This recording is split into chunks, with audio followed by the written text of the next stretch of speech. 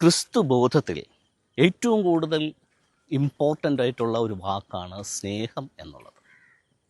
സ്നേഹത്തെക്കുറിച്ചാണ് ഏറ്റവും കൂടുതൽ ക്രിസ്തു ബോധത്തിൽ വന്ന് ജീസസും സംസാരിച്ചിരിക്കുന്നത്.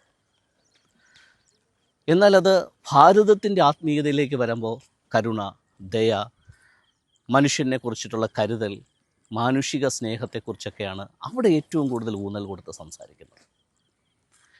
അപ്പോൾ ഇന്ത്യൻ ആത്മീയതയെക്കുറിച്ചും ക്രിസ്തു ബോധത്തെക്കുറിച്ചും സംസാരിക്കുമ്പോൾ കാതലായ ഭാഗം സ്നേഹമെന്നുള്ളത് തന്നെയാണ്.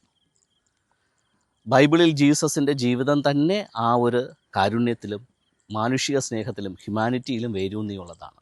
കാരണം അത് അഗാപ്പെ ലവ്, ഒരു ദൈവീക സ്നേഹത്തിൽ അധിഷ്ഠിതമായിട്ടുള്ള പ്രവൃത്തിയായിരുന്നു.